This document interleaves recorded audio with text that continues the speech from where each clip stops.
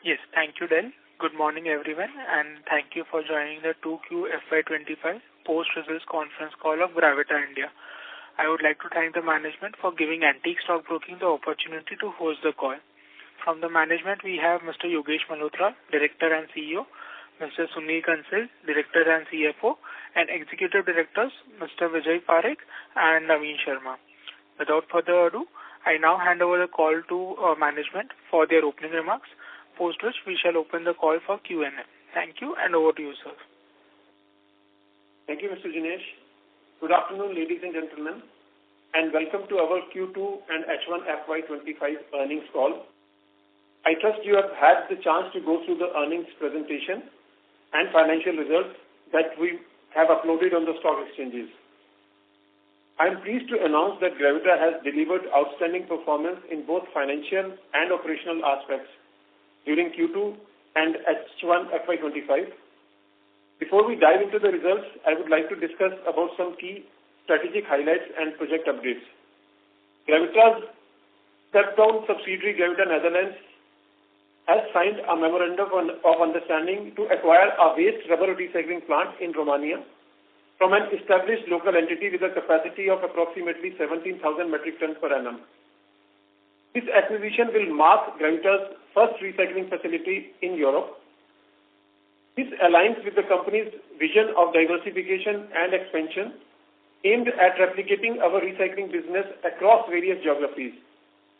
The acquisition will be carried out by establishing a separate special purpose vehicle in Romania, where GNB will hold 80% equity along with management control, while the remaining equity will be held by local partners in Romania. The total investment for this transaction is estimated to be approximately rupees 40 crores, with GNBV contributing around rupees 32 crores, subject to comprehensive financial, environmental, and legal due diligence. GNBV aims to grow its recycling business throughout the European market by seizing new opportunities and establishing strategic partnerships that drive growth. The Board of Directors have approved raising funds of amount up to rupees 1,000 crores. These funds, if required, will be raised for additional capex, M&A opportunities, debt reduction, and other general corporate purposes. Our progress on setting up a pilot project of lithium-ion battery recycling and our first Indian rubber recycling plant in Mundra is going as per plan. We expect them to be operational in H1 FY26. Gravita is strategically advancing to achieve its short-term, mid-term, and long-term goals set for FY27, FY34, and FY50, respectively, as detailed in its ESG roadmap. This comprehensive roadmap outlines the company's commitment into integrating ESG principles into its operations and decision-making processes. As Gravita progresses along this strategic path, it aims to position itself as a leader in sustainable practices within the industry, ultimately benefiting both the company and the communities in which it operates. The long-term vision will help to drive innovation, and strong governance practices will promote transparency, accountability, and ethical conduct within the organization. Coming to operational performance, on the capacity expansion front, Gravita is making steady progress towards its goal of increasing its capacity to over 5 lakh metric ton per annum by FY27. The company has strong investment plans of rupees 600 crores, which includes capex for both existing as well as new verticals like lithium-ion paper, rubber, and steel recycling. The capex done in H1 FY25 is around 30 crores, and we are expecting an additional investment of around 100 to 120 crores in capacity build-up in the H2. On the volumes front, we saw an overall growth of 8% in Q2 FY25. Volume for lead and aluminium showed an increase of 9% and 3% year-on-year to 42,151 tons and 3,515 tons respectively. Volume for plastics stood at 3,000 tons. Due to strict government regulations under BWMR and EPR, the availability of domestic scrap is on the rise, leading to an increase in our sourcing of domestic scrap as well.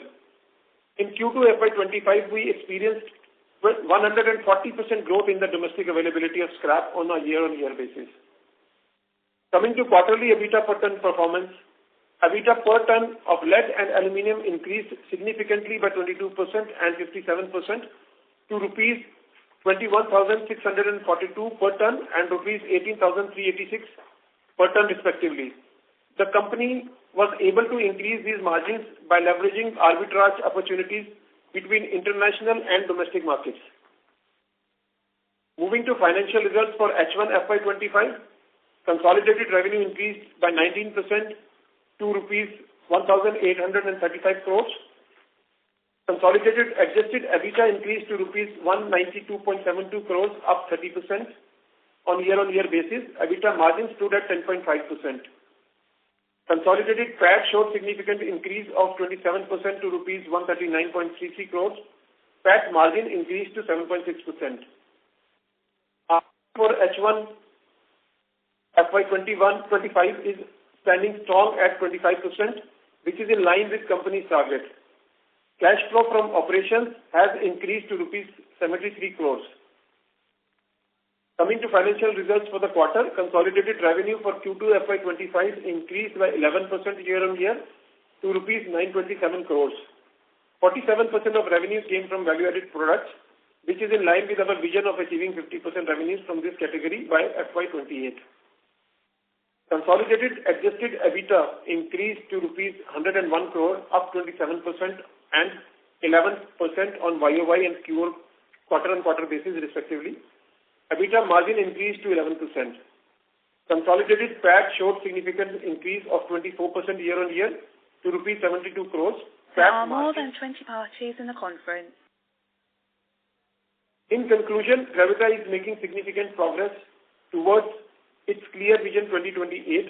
Our strategic emphasis on expanding existing verticals while diversifying into new sectors such as lithium-ion, steel and paper recycling aims to achieve a volume CAGR of over 25%, profitability growth exceeding 35%, and ROC of more than 25%. Additionally, we are dedicated to increasing our non-lead business share to over 30%, utilizing more than 30% renewable energy and reducing energy consumption by over 10%. Through our successful strategies, which include capacity expansion, diversification, both segment-wise and geographically, enhancing the share of value-added products to over 50%, and managing risk with back-to-back hedging, we have achieved strong and sustainable margins.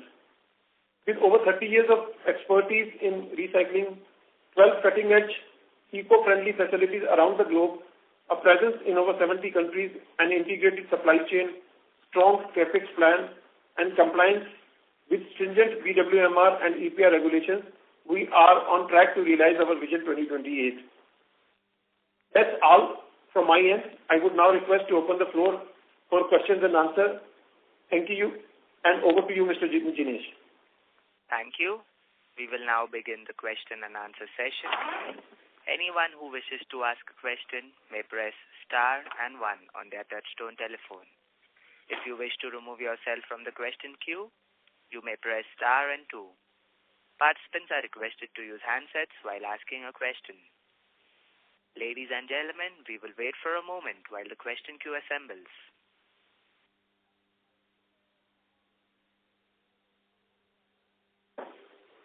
The first question is from the line of Amit Dixit from ICICI Securities. Please go ahead. Yeah, hi. Good afternoon, everyone, and thanks for the opportunity. I have a couple of questions. The first one is on the expected volume growth this year. So while, volume growth, if I look at for H1, it was around 12.5%. So what kind of volume growth can we expect for the full year? And what are the key avenues for this growth between lead, aluminium, and paper? And plastics? Yeah. So the H1 growth rate so far is 17% year-on-year basis, and we are expecting the same. As we have given the guidance of around 25% CAGR growth in the next 4 years, it will be in the same vicinity of 25% this year also. There can be some slight difference of 2 to 3%, both downwards or upwards, because as you know that the growth cannot be absolutely linear. So there may be some difference. And the growth projections for lead is around 17 to 20%, and for plastic and aluminium, it is going to be around 35 to 40% going forward. Okay. The second question is essentially around aluminium. So in the last call, we indicated that we expect the listing of aluminium on MCX, ADC 12, I think, so that we can also hedge aluminium. So just wanted to get more sense on that, and what could be the aluminium capacity utilization by end of the year. Okay. On the part of listing of aluminium contract on MCX, so that is in process, and all the approvals to MCX has been received from Finance Ministry, and we expect that in Q4 this contract should be listed. And on the part of capacity utilization, so this year 2024-25, the utilization is around 45%. And forward in the H2, we expect it to slightly higher capacity utilization because we are increasing the volumes considering this upcoming, hedging solution. So we are increasing the capacity utilization, closing beyond 50% for this year. Okay. So the sense that I get from both the answers is that H2 should be, much stronger compared to H1. On volume front and with aluminium also helping. So, we could see a distinctly better profitability in H2 compared to H1. Profitability, again, as we mentioned, that would be in the same range.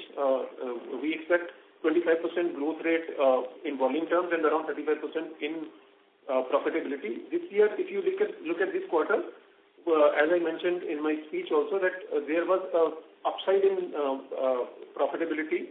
Although the volume grew by only 11%, the profitability went up. EBITDA margins were up by 27%. That was because of arbitrage opportunity. Otherwise, there is some difference, but it will be in the same tune. Okay, got it. Thank you and all the best. Thank you. The next question is from the line of Chetan Thakur from Ask Investment Management. Please go ahead. Hi, sir. Good afternoon. Just two questions. One is on the hedge gain that we've seen. What is the quantity against which this has been booked? Okay, so what we do is whatever volume we have, approximately 10 to 15%, we are doing, like if we are doing 50,000 tons of volume, so approximately 10,000 tons we hedge through this mechanism. So whatever hedge quantity is approximately 10,000 tons to 12,000 tons. That's but it also changes on day-to-day basis because it fluctuates whenever we do the sourcing. On the same day we hedge we take a sales contract on LME. For the remaining quantity which we are not able to hedge on the physical side. So, but that quantity changes on day-to-day basis, but on an average you can take it 10 to 12,000 tons. So this 40 crore pertains to 12,000 tons for a quarter? The turnover is much higher. At any point in time, the total hedged quantity is around 10 to 12,000 tons, but the turnover could be much higher because you do hedging on a daily basis against each and every contract. So the turnover would be much higher than this 10 to 12,000. So then it's fair to assume that, say, so for this quarter, say for example, we've got volumes of 42,000 and you would be on an average doing 10,000, but for the quarter as a whole, whatever gains or losses that we see pertains to just this 10,000 or it pertains then to the full 40,000? It pertains to full 40,000.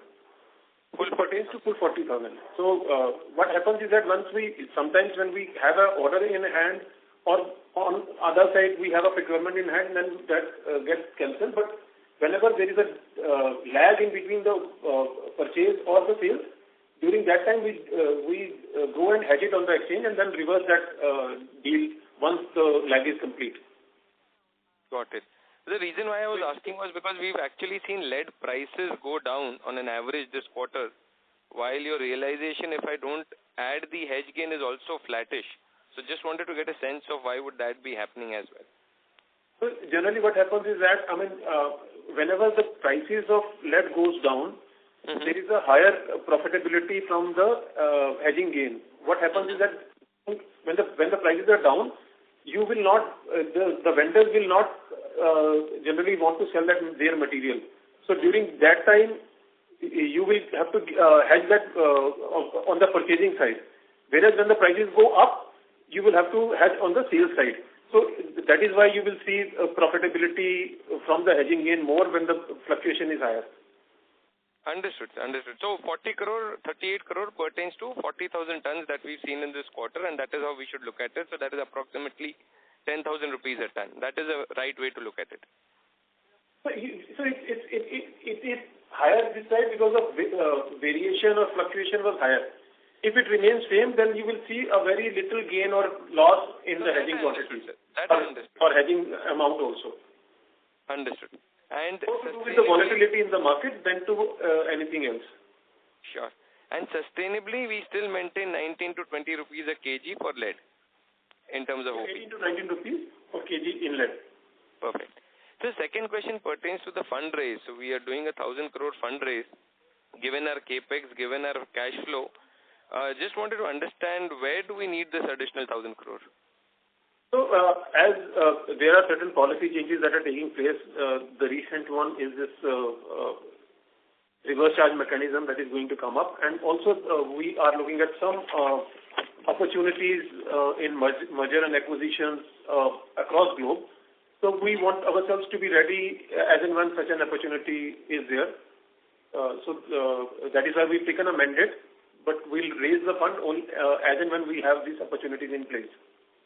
Got it. And the reverse charge would essentially, in your assessment, lead to what kind of opportunity opening up for refining? So what will happen is that, as we mentioned that this battery waste management tool or the extended producer responsibility helps in converting the unorganized sector into organized sector. The reverse charge mechanism will also fast track this conversion from unorganized to organized, because currently in the unorganized sector, a lot of GST evasion is taking place. With this reverse charge mechanism, that will reduce. So that will fast track this conversion. So I will add on this, basically on reverse charge mechanism. When you buy material from unorganized or unregistered person from who doesn't have GST number, the tax can be paid by the buyer. So this has been already introduced in metal scrap from chapter number 72 to 81, while on the other scrap, a battery and all, it is expected soon. And apart from reverse charge, there is an additional TDS of GST, that is 2% has been introduced, again on metal scrap. So we expect the same in batteries too in time to come. So it's already there on aluminum scrap and other metal scrap, ferrous and non-ferrous. So this will bring some transparency and tax compliances. So there will be a lot of material flow into formal sector from informal. So the advantage of GST which the unorganized had, today they will gradually start coming into the net. So even they would ideally either have to come on books very clearly, that in turn will increase their cost of doing business also, and certain companies would want to then shift to more organized players. That is how we should approach this. Saying that there will be both of these factors that will play out. So not only one person will gain, but even the organized guys will start to move into the formalized channel as well. Absolutely. So the entire formal sector will gain on this change. And Gravita being leader in this recycling business and have pan-India presence, so we would set to gain a little bit more than other companies who have only a single set of operation in any location. Understood. And so one last question on particularly this quarter when I look at the OP per ton. So we've got an advantage of better domestic scrap availability, and that in turn has led to this improvement because of mix. Because the understanding was that ideally if we get imported and sell in domestic, that is also more profitable. So just wanted to get a sense on that. Yeah, definitely that is more profitable. And what has happened in this quarter is that we have diverted some of the material from our overseas locations into India to take advantage of this arbitrage opportunity. And that is why, if you see, the volume growth is not as much, it's not there because we have moved some of the material back into India from our overseas, and they have so to take advantage of this arbitrage opportunity. And of course, a domestic scrap is more or less for tolling business most of the time, so it does not impact the EBITDA margins that much. Understood. And the last bit on the sales from Africa to Europe that had got impacted. So fair to assume now that has got stabilized and we found alternate buyers there, and those volumes are now back to normal? So one of the reasons the volumes are not growing, although our production has grown in the last quarter, is because we are diverting some of this material into India. Also because there is some advantage of arbitrage opportunities in India, so we have diverted some of the material from East Africa into India. Understood, sir. Understood. Okay, sir. Thank you. And so then selling it into Europe now. Got it, sir. Thank you so much, sir, for all these clarifications. All the best. Thank you. The next question is from the line of Kush Nahar from Electrum Portfolio Managers. Please go ahead. Hello, sir. Thank you for the opportunity. So my first question was, what was the percentage of domestic scrap collection for our Indian plants for this quarter?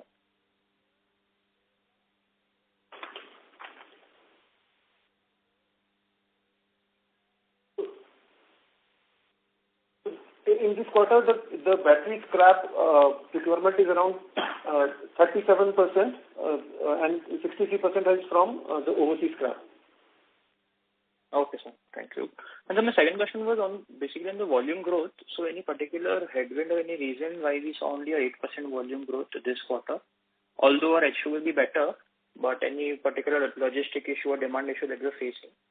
Yeah, so as I mentioned earlier also, if you look at the overall production increase over last quarter, it is around 7%. But as I mentioned that because we are moving some of the material from our overseas location into India to take advantage of the arbitrage opportunity, it's not showing in the consolidated sales number because that gets eliminated once we sell it from our own plants into India. So it's not getting reflected. But if you look at the bottom line number, you can see that growth there. Right. So, okay. So just last question, if I can ask, any update on the paper recycling plant setup in Central America? So, paper recycling and steel recycling is going to take a little longer. You can expect it in FY27, but not, any movement in this happening in FY27, not before that. Okay, sir. Thank you. Thank you. The next question is from the line of Bharat Shah from Ask Investment Managers. Please go ahead. The one issue that you mentioned for fundraise, and you talked about reverse charge mechanism. I couldn't understand. What is the correlation between the two? Sir, what we are saying is that there could be a change over, fast-track conversion from the unorganized sector to the organized sector. So that may probably fast-track our capex investments in this year and the coming year. So because of that, we may have to put up capacities much faster than we earlier thought. And therefore, we may have to raise some funds for that also. Okay. So basically, the 1,000 crore potential fundraise is to deal with fast-tracking of capex and to avail of acquisition opportunity. Yes, sir. But this is an enabling provision, or it is definite raising right away that you are intending? Not definite raising right away, because we are looking at some of these merger and acquisition opportunities, and as and when we have some clear picture about those opportunities also, then we will do that. Currently, we don't have, it may take a couple of months before we decide on this. So for the present, it is an enabling provision, and it will be specifically linked to any definite acquisition or other opportunities that you concretize?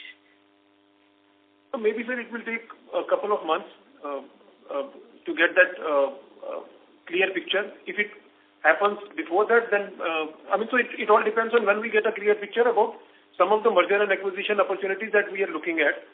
As and when that happens, we will then do this. We are already evaluating few of the opportunities. So whenever we see that things are more clear on that, definitely we are going to take action on this fundraise.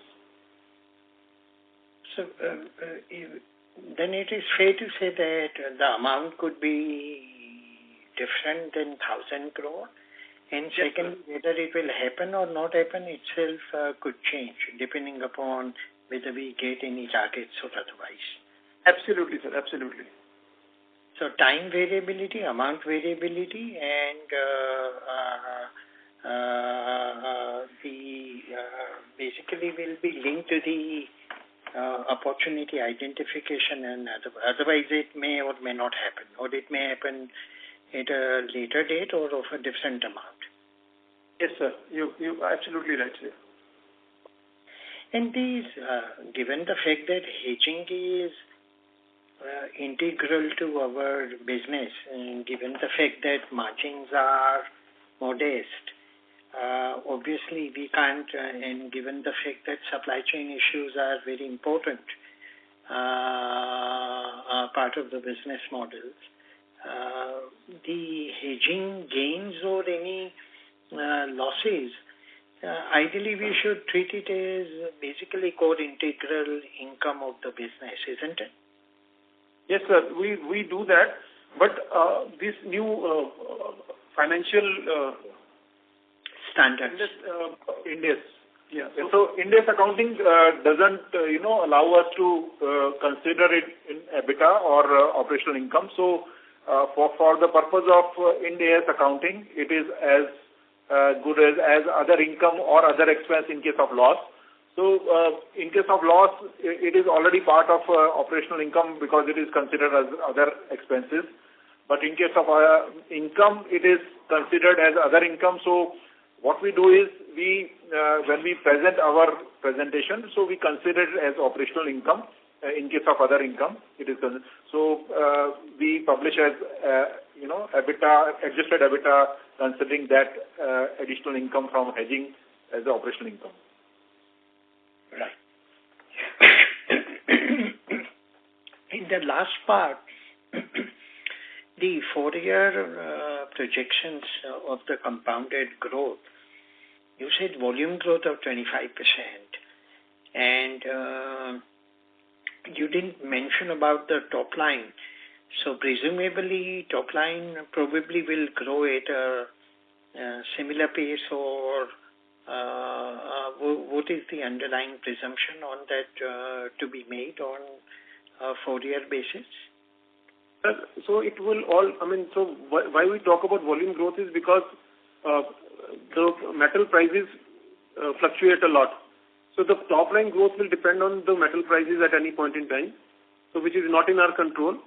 So that is why we do not mention the top line growth in our projections. We only talk about the volume growth of each and every vertical there. So as I mentioned that the lead would grow at around 17 to 20%. The other commodities of plastic and aluminium by FY28 would grow at around 40% to 45%. So the top line would depend on the prices of each of these commodities. No, absolutely. That makes highest sense. So essentially when we are talking about 25% volume and 35% EBITDA, we are basically saying that inherently we will manage those fluctuations as well as we have done so far, and that increased growth of the business would reflect in improving margins bit by bit. That's how those two numbers are correlated, right? Absolutely, sir. Absolutely. So there are some advantages of economies of scale that is going to kick in as we grow bigger. And of course, because we have plans to increase the value-added content from current around 45% average to 50+% in future. And then there would be some operational efficiencies also along the way, which will contribute to some increase in overall margins. And one last bit, given the fact that our return on capital employed is held up and is continued to improve, plus stands at more closer to 28-29%. It'd be fair to say that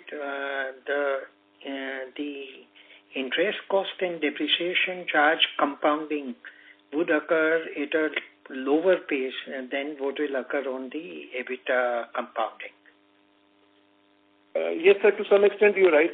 But as we are doing new capex, so the depreciation may not come down, but definitely the interest cost will go down in future. No, I didn't mean absolute amount coming down. I said compounding of interest and depreciation charge would grow at a lesser pace than the growth that you're forecasting for volumes in the EBITDA. That was the statement I was making. Yes, sir, you're 100% right, because there will be proportion. The finance cost and the depreciation will not rise in proportion to the rise in the EBITDA. But you were saying that absolute amount itself may decline, is it, over a period of time? Absolute will not decline. Absolute will keep on increasing, even slightly the finance cost also, considering that we are not using the fundraise for the debt reduction at this moment. So considering the debt at the same level or slightly higher level, the absolute interest cost and the depreciation will keep on increasing, but not in the same ratio as the EBITDA will grow faster. EBITDA will grow faster slightly. So as we grow, a lot of investment would be done in increasing the inventory cycle also. So therefore, the absolute number will not come down, but as a percentage, it will come down. Yeah, that's exactly what I meant. And therefore, all of this should translate into steadily improving capital efficiency, isn't it? Because if our margins are rising bit by bit, and scale is giving us an advantage of improvement on the overall efficiency, if working capital continues to remain managed in the same way, then obviously our return on capital employed would rise over this journey. Definitely what you're saying is right, sir. And also because we are going into new verticals of plastic, etc., and we expect these new commodities or new verticals to give us a higher margin as compared to lead. So that would also contribute to some extent. But we also see some pressure coming on the raw material sourcing also as we go forward. So, but overall, yes, there would be some slight increase in increased EBITDA margins going forward as well. Sure. No, thank you very much. Thank you. Ladies and gentlemen, in order to ensure that the management is able to address questions from all the participants, please limit your questions to 2 per participant. The next question is from the line of Sumangal Nevatia from Kotak Securities. Please go ahead. Yeah, good afternoon, everyone, and thanks for this opportunity. My first question is on the plastic volumes. Now, if we consider, if we look at last 4 years, our volumes quarterly has been in the range of 3,000 to 4,000 tons. So just want to understand what is the constraint here. Is it a capacity constraint or is it the raw material, the scrap constraint? I just want to understand this better, and going forward, what is our outlook and guidance on this? Yeah, so I mean, we've been saying that plastic is a little tricky as compared to other businesses that we are doing, because you will have to develop new products to meet the market demands. That is how the EPR works in plastic. And it is taking a little longer than we expected to develop new products that can cater to the requirement of our customers. But as and when we keep on stabilizing one product after another, we see a huge value addition in this business also. And the growth is also going to come exponentially once we stabilize the products.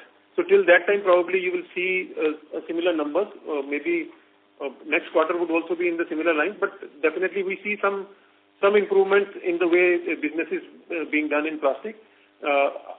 So going forward, definitely there will be a huge growth as and when the products are stabilized. Understood, Yogesh sir. Sir, one question on this RCM. So on the ground, has the transaction started to happen as per the new policy, or it is still a few months away? So as Mr. Naveen just mentioned, that it has been announced on metal scrap. Unfortunately, battery scrap and plastic scrap has not come so far in this, and we are expecting it any time.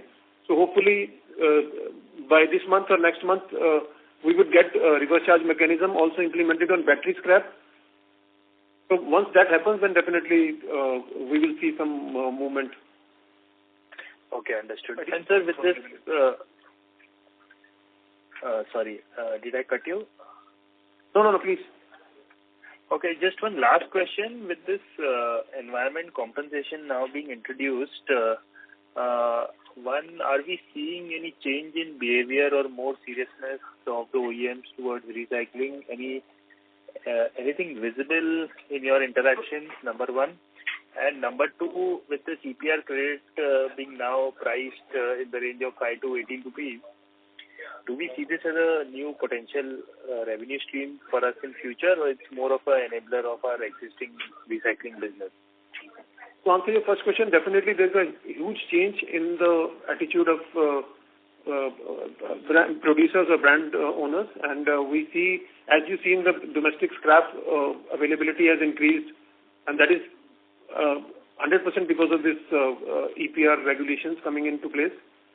And this new, although we are not seeing this new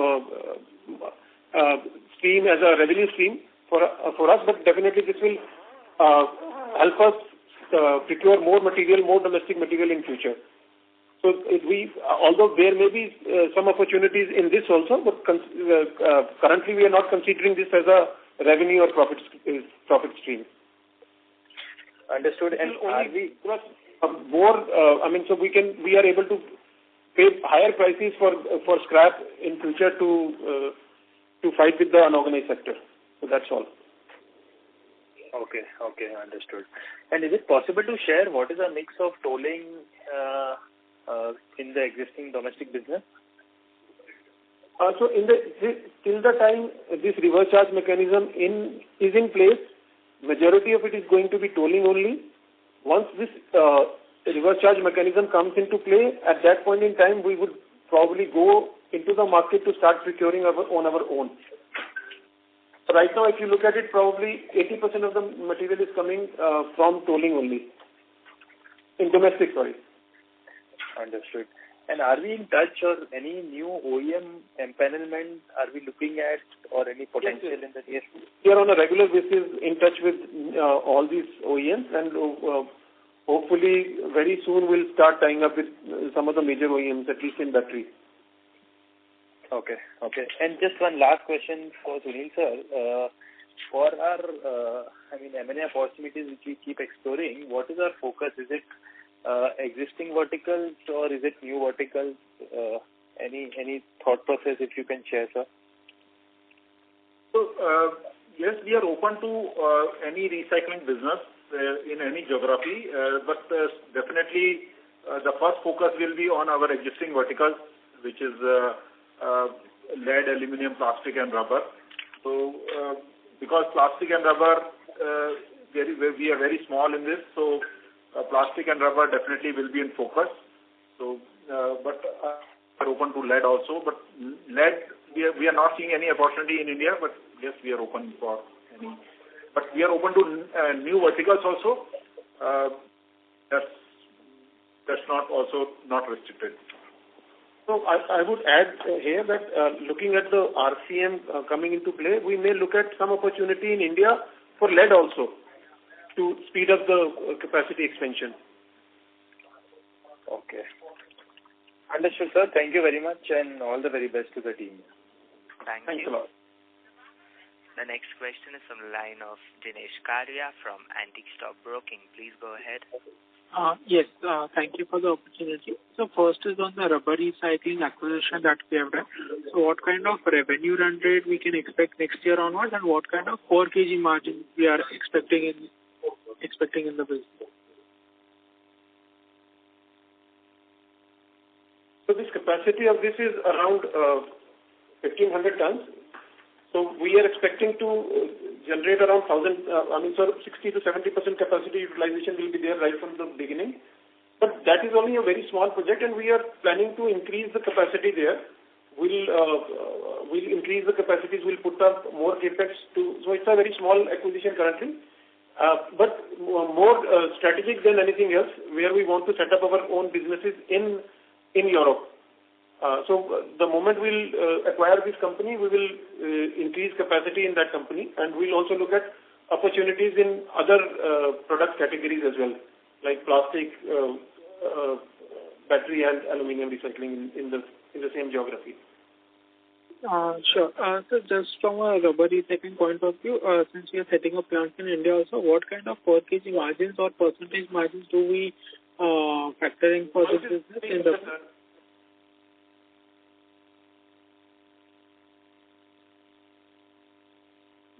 Hello?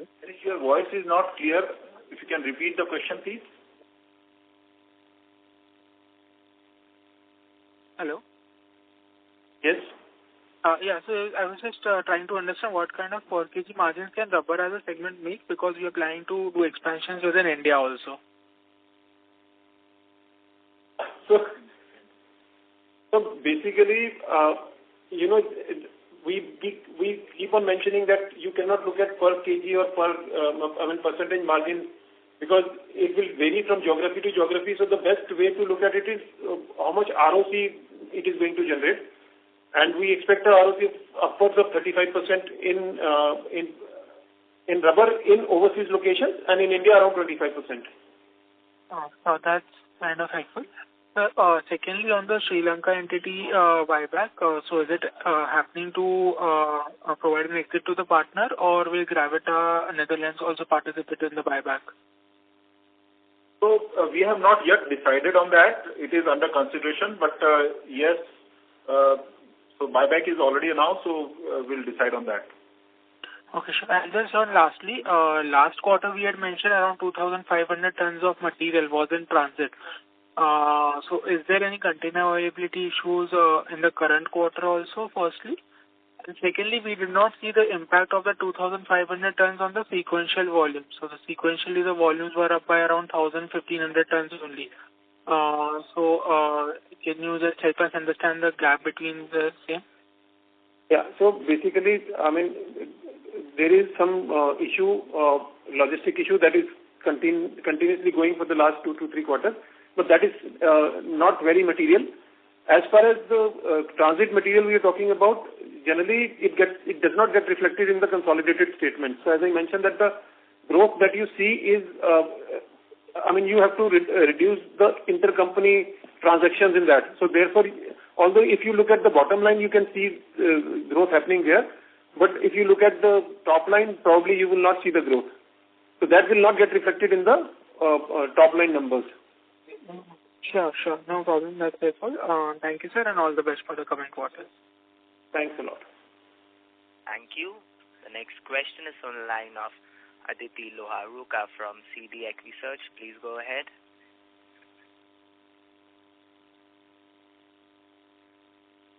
Ms. Aditi, hello? Your line has been unmuted. Yeah, am I audible? Yes. So can you just give me a sense of your bargaining power with both buyers, like suppliers and customers?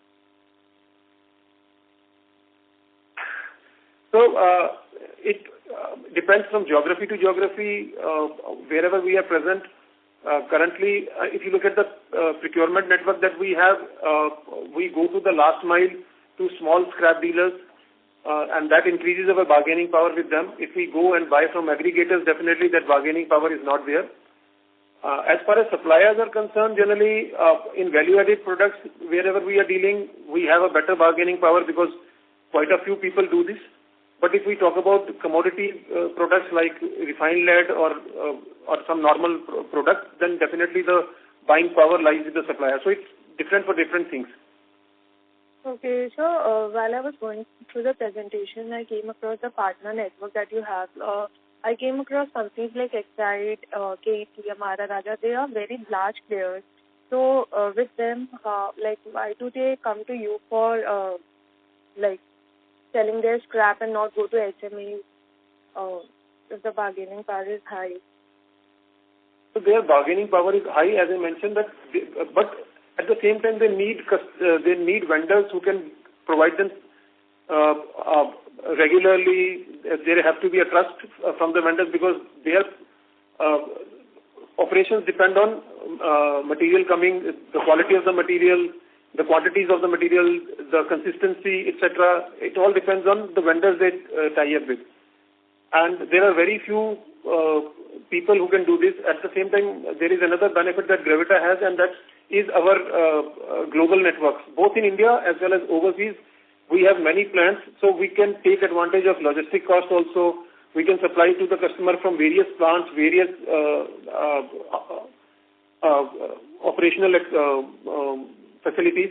So all these help us in getting these big names as our customers. Okay, and so one more thing, we import most of our scrap. So why is it so why can't we procure it domestically?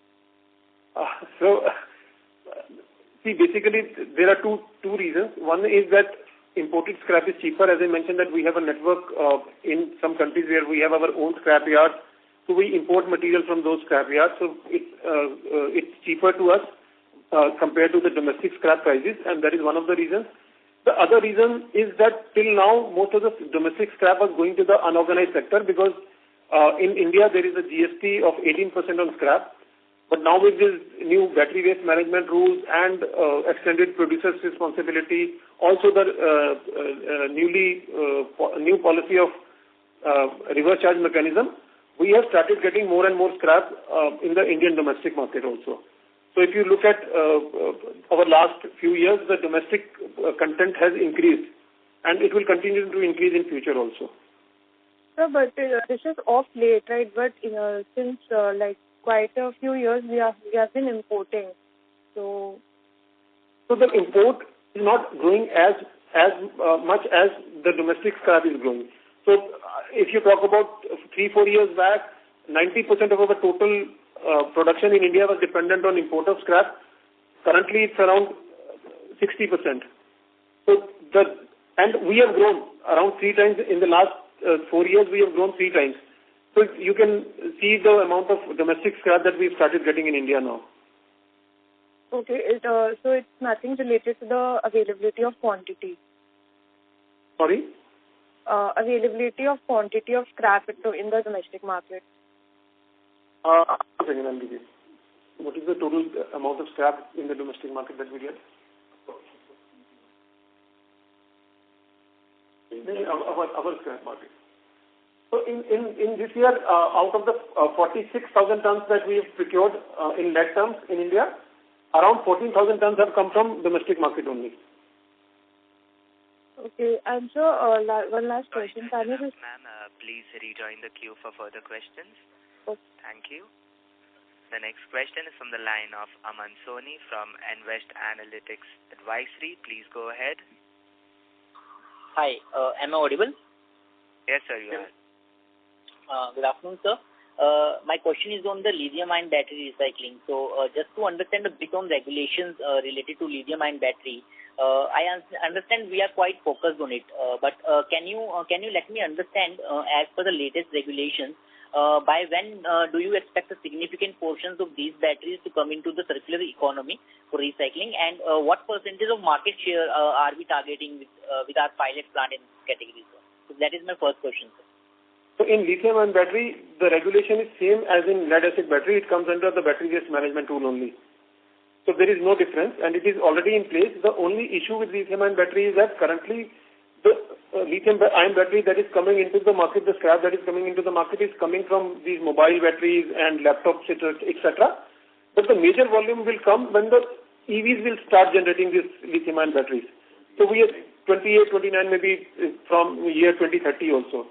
So we are just setting up this plant to understand the technology, to understand the ecosystem, tie up with these vehicle manufacturers who are into EVs, so that as and when the scrap starts coming, we shall be ready for that. That is number one.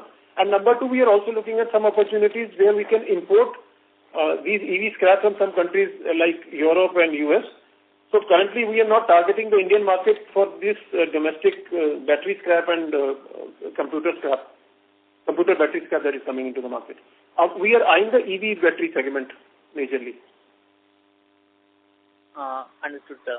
And secondly, on the EPR regulations related to rPET recycling, that is the bottle-to-bottle recycling in India. Do you see any forthcoming regulations from Government of India in this regard? And are we looking to capitalize on the same? Because as far as I understand, the segment is a margin accretive one, and few players in India are building up their capacity in this direction. So, what's your comment on that, sir? So there is going to be huge demand as and when this this will get implemented, this rPET requirement. I mean, there is a 30% rPET resin requirement in new bottle manufacturing. So the overall market demand will be very high, and that will ensure that the people who are doing recycling for yarn, etc., which will get marginalized, and more scrap will come into the bottle-to-bottle grade, because that is more profitable, and that is going to be more profitable because of this regulation. And there is enough space available in this segment in addition to the two major players in this currently.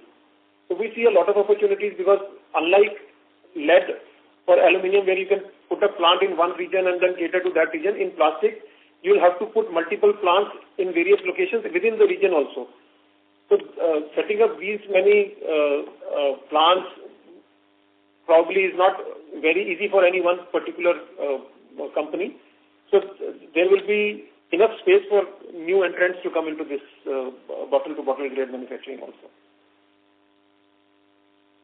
And what is our things in this direction, sir? Like for next 2 to 3 years, like what kind of capex are we putting in? So we are actively looking at an opportunity, but that recycling is not part of this Vision 28, where we said that we will do 25% growth in volume terms. We have not considered PET volumes in this Vision 2028.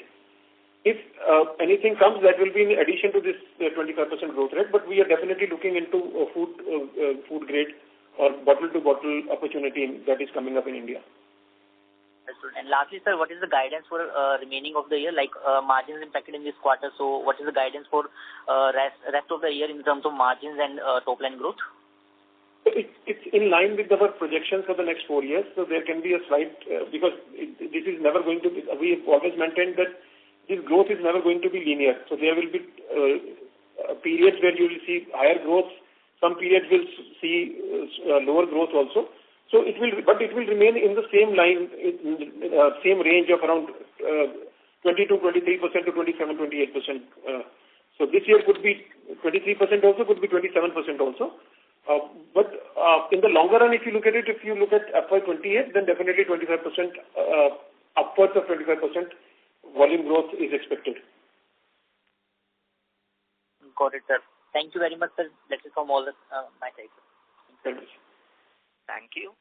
The next question is from the line of Amit Lahoti from Emkay Global Financial Services. Please go ahead. Thanks for taking my question. So, given that you are maintaining a EBITDA per kg guidance of 18 to 19 rupees per kg, and with the first 2 quarters higher than this range, especially the Q2, are we expecting these levels to kind of decline and normalize in H2, or we can beat this guidance? No, actually, as I mentioned, that the sustainable number for lead is around 18 to 19 rupees per kg. Sometimes you get arbitrage opportunities as we got in Q2, and therefore the numbers are a little on the higher side. Although in the longer run, if you talk about it, there would be some improvements. We can take it to around 19 to 20 rupees in the next 2 years. But if you look at the near future or next quarter or the quarter after that, the sustainable number would be 18 to 19 rupees only. Okay, so for this year, could it be on the higher side of, say, 19 rupees per kg, or you still want to guide for a midpoint? Sorry, I couldn't hear your question. Yeah, so I'm asking for this year, FY25, could it be on the higher end of the range of 19 rupees? Yes, yes, it could be a little higher. There is an opportunity we have done in Q2. So if this opportunity remains there, then definitely we'll probably get a little higher than 18 to 19 rupees. There is a possibility, yes. Sure, thank you. Thank you. The next question is from the line of Bhavya Gandhi from Dalal and Broker Stock Broking. Please go ahead. Yeah, hi. Thanks for the opportunity. Couple of questions from mine. So one, if you can mention what is the targeted EBITDA and ROC for the plastic business? You said it's on the higher range, but on the ROC front, if we were to compare with the existing business, is it higher? EBITDA, I understand it's higher. So then the capital deployment is also higher, right? The percentage-wise is higher, although on absolute number it is around 10 to 11 rupees. But if you look at the percentage-wise, it's around 12 to 14%, which is higher than lead. And ROC is also higher, but currently we are not running it at full capacity, so capacity utilization is not there. So therefore, you may see a similar ROC of around 25% in Indian operations. But going forward, as we improve the utilization and as we develop the product, the ROC is going to be much higher than lead or aluminium. No, you are saying higher ROC is there in plastic recycling, rPET food grade, than the lead and the existing businesses like aluminium and all those. So we are not currently in India in rPET. No, for the future. So we can't comment on that. But yes, from our experiences in bottle-to-bottle flakes overseas, we see higher margins and higher EBITDA numbers in rPET. I understand margins. On the ROC front, I'm asking. The ROC also is higher. ROC is also higher. Okay, got it. And unlike your lead, you cannot hedge plastic. We are not talking about the Indian operations so far. We'll have to really look into it because CapEx has also changed over the years, and Indian market is a little different than overseas market. So we can't comment on the Indian market as far as bottle-to-bottle rPET is concerned. Right, got it. And also, unlike your lead, plastic has different grades, right? You mentioned that you're developing different products. So how do you hedge? What would be the hedging mechanism when it comes to plastic, or will it be like an open market sale and we'll have to pay the risk of the commodity element? So generally what happens is that in plastic, it's basically dealing directly with the OEMs, where you will be developing products based on their requirements, and then you can link that product price with these companies based on the prevalent prices which currently are Reliance's prices for those grades of plastics. That is what we are developing. So there is a natural hedge here in plastic as we see it. No, if you can help me understand, how is it a natural hedge, sir? So what happens is that you buy plastic in India based on the prices of Reliance. And then if you can sell these at the same prices, index prices to the end customers, then there is a natural hedging in which you don't have to go to the exchange and get it hedged. Okay, you are trying to say you would be more of a facilitator. You will just have some cost plus margin mechanism in place or absolute margin in place. That is what you are trying to say? It's a combination. We'll take a delta, but what happens is that when you buy scrap in India, generally the scrap is priced at a percentage of the Reliance's price of that particular grade. Okay. So what we do is that when we sell it into the market, we just talk to the customer that we'll sell you at a price of the same grade of plastic Reliance has, and there is a formulation based on that. Got it. And just, yeah. So there is no difference. And here also the inventory level are also not going to be high because you're not importing the inventories, you're using the domestic plastic inventory. So the overall cycle is not that big. So the requirement of plastic hedging is not that prevalent currently. Right. Just one last thing. I wanted some comfort on the corporate governance side. Although we have Walker Chandiok auditor in place, but the partner who's signing the documents also belongs to the similar community as that of promoters. So if you can throw some light on that, if they are related, or what sort of community relation do they have, or are they clearly independent of them? Can you come again, sir? We couldn't hear your question properly. No, I just wanted some comfort on the corporate governance. The auditor who's signing the documents, who's signing from the Walker Chandiok, belongs to the same community that of our promoters. So if you can give me some comfort on that. How many chartered accountants in this community are there? I mean, you look at it and then you will realize it's a GT, the company is GT, and there is no relation whatsoever with the owner or the promoter of the company. Got it. Fair enough. Yeah, that's it from me. Yeah, thank you. Thank you. A reminder to all participants, please limit yourself to one question per participant. The next question is from the line of Bhavin Pandey from Athena Investments. Please go ahead. Hi, good afternoon. Am I audible? Yes, you're audible, sir. Yeah. Thank you for the opportunity.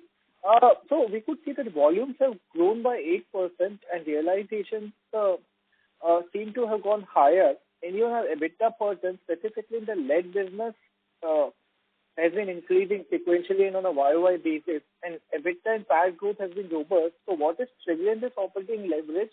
And secondly, again, I think you expanded on why volume for... I'm sorry, the voice is not very clear. Can you come up again? Okay. Yeah. Am I clear now? Yeah, you're clear. Yeah.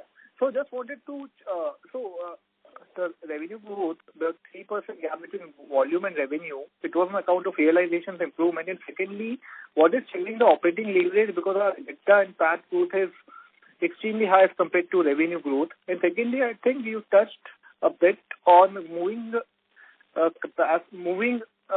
transition from foreign markets to the domestic market. So what was that, because I missed it in the initial commentary? So what happens is that Indian market follows a different price and overseas or global markets follow a different price. So whenever there is an arbitrage between Indian prices and overseas prices, we move some of the products from overseas plants into India. And also, when we import material from third parties also into India, rather than exporting it, we sell that material into India. So if you look at it, 70% generally of the Indian production, 40% is sold outside and 60% is sold in India. If you look at current year, we have sold 70% of the total production into India, which means that we've taken advantage of the arbitrage opportunity that lies between prices, global prices and Indian prices. And that is what has helped us increase the EBITDA margin. But this is not a sustainable additional margin. The sustainable margin is around 18 to 19 rupees only. Okay. And so what explains the operating leverage? Apart, because I assume it cannot be all realization, right? I didn't get it. Sir, EBITDA growth and PAT growth. Yeah. On a YOY basis. So what explains the operating leverage in that? The operating leverage? Sir, if we look at EBITDA growth on a YOY basis. It's around 27%. Correct. And while revenue growth is 11%, so what explains the operating leverage bit here? That's what I wanted to understand. I mentioned that when you move some of your products into India, then it does not get reflected in a double sale. So it will not get reflected in revenue numbers, but because it is the same company, but it will reflect on the profit margins. So that is why there is a difference between the top or the revenue growth and the EBITDA growth or the profitability growth. Some of the material from our overseas companies, we have used it in India. So it gets cancelled out in the consolidation. Okay. Understood. Thanks a lot, sir, and good luck to you. Thanks a lot. Thank you. The next question is from the line of Parth Shah from Tara Capital Partners. Please go ahead.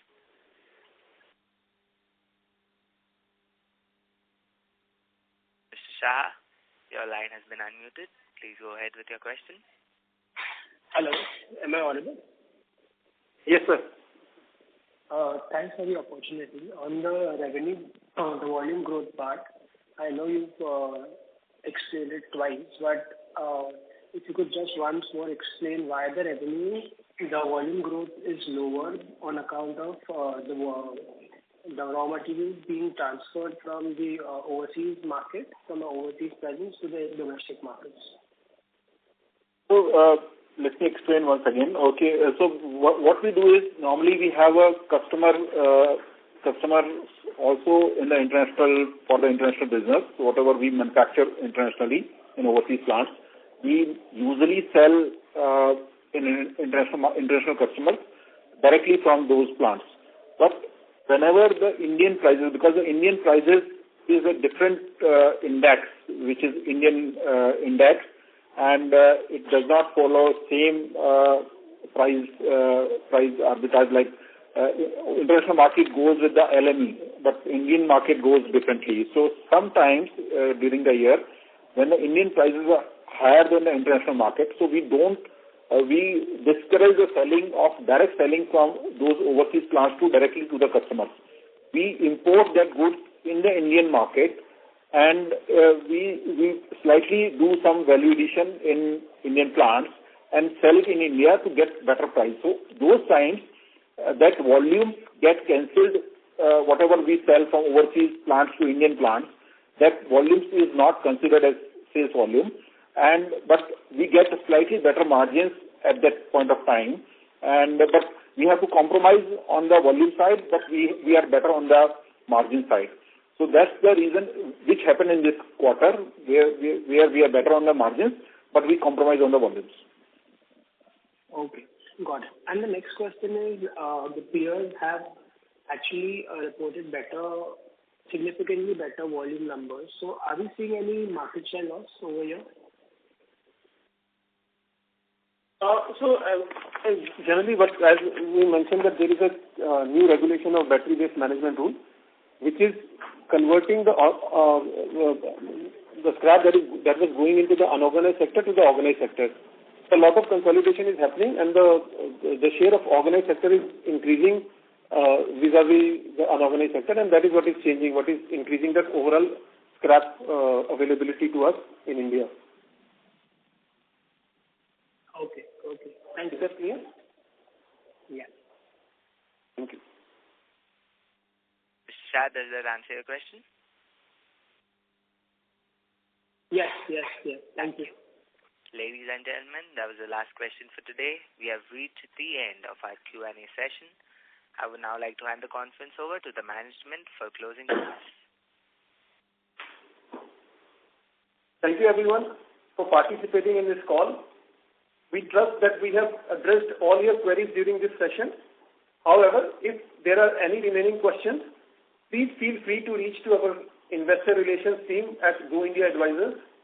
Once again, we extend our gratitude to all the participants for joining us today. Thank you and have a great day. Thank you. On